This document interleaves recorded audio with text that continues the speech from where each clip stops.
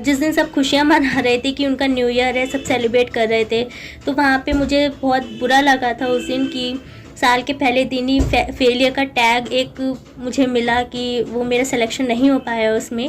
और उसके अगले दिन ही SBI PO मेंस था। तो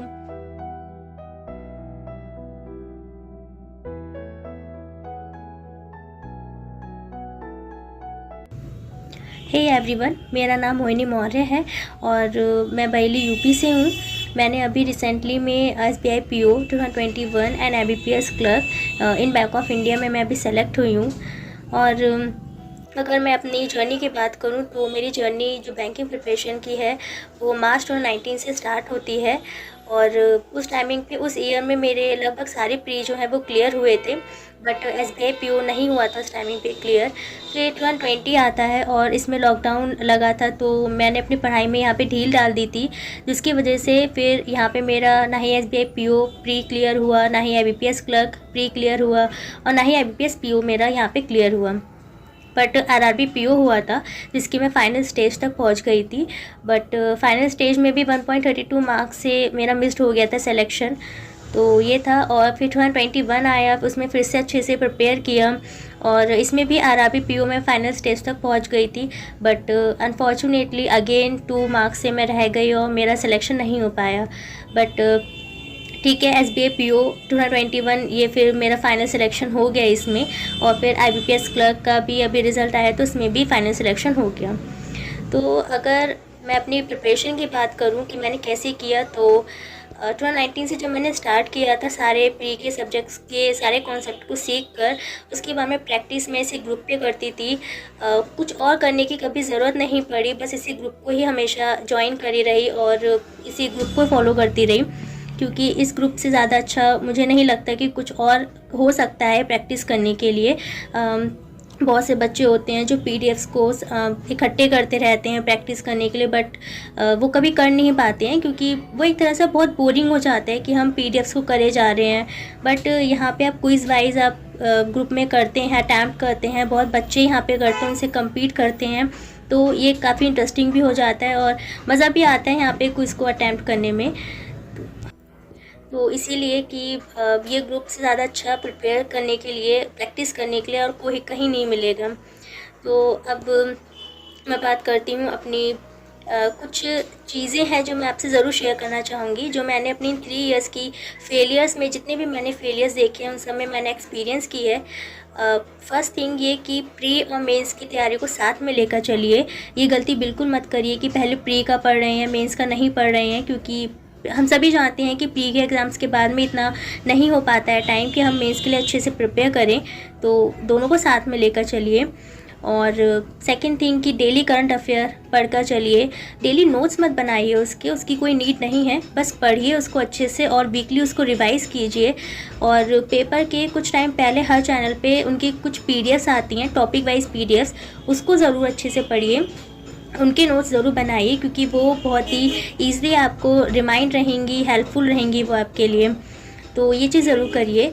थर्ड थिंग कि बी ऑप्टिमिस्टिक सर हमेशा बोलते हैं कि अपने लूप होल्स पे काम कीजिए। तो guys please work on it, क्योंकि जो हम कहते हैं ना कि हमारे 1 मार्क्स 2 मार्क्स से हमारे सिलेक्शन रह गए हैं, तो वो सिर्फ इसी वजह से होता है क्योंकि हम अपने लूप होल्स पे इतना वर्क नहीं कर रहे होते अच्छे से।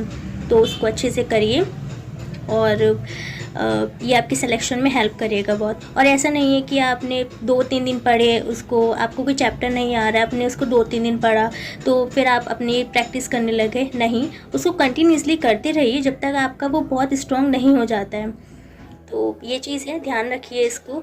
एंड फोर्थ थिंग ये कि प्री के मार्क्स की आपके डजेंट मैटर कि आपके प्री में कितने मार्क्स आ रहे हैं मॉक्स में, या आपके प्री कितने क्लियर हो चुके हैं, मेंस कितने क्लियर हो चुके हैं। आपको लास्ट मोमेंट तक उसको करते रहना है, उसकी प्रैक्टिस करती रहनी है, उसके इनफ मॉक्स को लगाते रहना है, क्योंकि सुपीरियर बिल्कुल नहीं समझना है कि अरे हमारा प्री तो हो चुका है या हमने इतने प्री क्लियर किए हैं तो ये तो हमारा आराम से हो जाएगा। नहीं, बिल्कुल नहीं।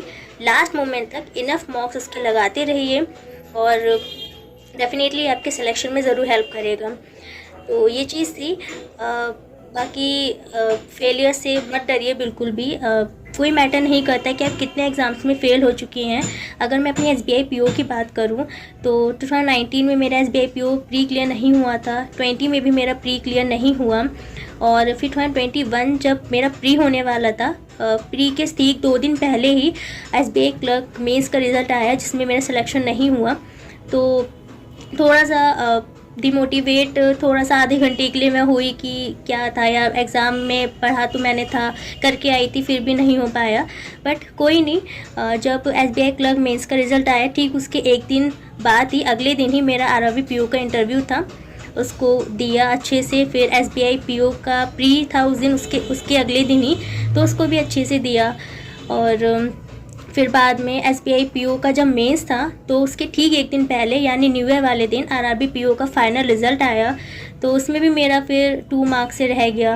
और सब जिस दिन सब खुशियाँ मना रहे थे कि उनका न्यू ईयर है, सब सेलिब्रेट कर रहे थे, तो वहाँ पे मुझे बहुत बुरा लगा था उस दिन कि साल के पहले दिन ही फेलियर का टैग एक मुझे मिला कि वो मेरा सिलेक्शन नहीं हो पाया उसमें। और उसके अगले दिन ही SBI PO मेंस था, तो संभलना और माइंड को बिल्कुल फोकस रखना थोड़ा सा मुश्किल था, बट किया उसको, जो था उसको फेस किया। ठीक SBI PO का जब फिर इंटरव्यू हुआ ठीक उसके एक दिन पहले IBPS PO मेंस का रिज़ल्ट आया शाम के टाइमिंग पे, और फिर से वो फेलियर देखा मैंने, उसमें मेरा नहीं हो पाया सिलेक्शन मेंस में। बट ठीक है, उसको और फोकस रह के फिर उस टाइमिंग पे ये सोचा कि अब तो मुझे SBI PO का इंटरव्यू अच्छे से बहुत देना ही है, और कुछ भी हो जाए मुझे इसमें सिलेक्शन लेना ही है। तो फॉर्चुनेटली आज SBI PO सेलेक्टेड हूँ मैं। तो बस यही कहूँगी कि कोशिश करते रहिए, और क्योंकि हर किसी में ये हिम्मत नहीं होती है कि वो एग्ज़ाम्स में फ़ेल होकर, इतनी बार फ़ेल हो रहा है और फिर से वो उठकर अच्छे से पढ़ रहा है, उसको एग्ज़ाम्स को दे रहा है वो। तो अगर आप ये चीज़ कर रहे हैं तो आप काफ़ी बच्चों से पहले ही आगे निकल चुके हैं। थोड़ा सा और एफ़र्ट डालना है आपको, अच्छे से और प्रिपेयर कीजिए, कोशिश करिए, लूप होल्स पे वर्क कीजिए, डेफ़िनेटली आपको आपकी मंजिल ज़रूर मिलेगी। और बस यही कहूँगी मैं कि कॉन्फिडेंट रहिए, बिल्कुल भी नहीं डरना है किसी भी एग्ज़ाम से, चाहे वो SBI PO हो या कोई भी एग्ज़ाम हो। हर आप में इतनी काबिलियत है कि आप हर चीज़ को क्रैक कर सकते हैं। और जब हम सभी जानते हैं कि कॉम्पिटिटिव एग्ज़ाम क्रैक करना मुश्किल होता है अपने आप में, क्योंकि हम बहुत सारी चीज़ों से लड़ रहे होते हैं। फेलियर्स हम देखते हैं कि फाइनेंशियली हमें सपोर्ट करना है, घर पे सब लोग कह रहे होते हैं कि यार कब तुम्हारा एग्ज़ाम निकलेगा, और इन सब के बावजूद भी आप हर चीज़ को अच्छे से पढ़ रहे होते हैं, अच्छे से फोकस कर रहे होते हैं, तो डेफ़िनेटली आपका एग्ज़ाम एक ना एक दिन ज़रूर निकलेगा। भले ही आज आपका दिन नहीं है, कल का आने वाला दिन आपका ज़रूर होगा। और बस जो आप अपने पेरेंट्स के चेहरे पे खुशी देखना चाहते हैं वो ज़रूर आप देखेंगे। मेरे साथ में भी यही था कि जब मेरा न्यू ईयर पे रिज़ल्ट आया फाइनल का RRB PO का, तब मेरी मम्मी बहुत सैड हो गई थी कि फिर से नहीं हो पाया इसका, बट अब वो बहुत खुश हैं। तो मैं जो उनके चेहरे पे खुशी देखना चाहती थी, उन्होंने मुझे हमेशा सपोर्ट किया है, मेरे पेरेंट्स ने हमेशा मुझे सपोर्ट किया है, मेरे भाई हैं उन्होंने हमेशा सपोर्ट किया है मुझे। तो उनके चेहरे पे जो मैं खुशी देखना चाहती थी वो आज मैं देख सकती हूँ। और मैं आपको भी बेस्ट ऑफ लक बोलूँगी इस चीज़ के लिए, क्योंकि आप भी उनको ये खुशी देने वाले हैं। बस कोशिश करते रहिए, कभी रुकना नहीं है, और all the best for your future.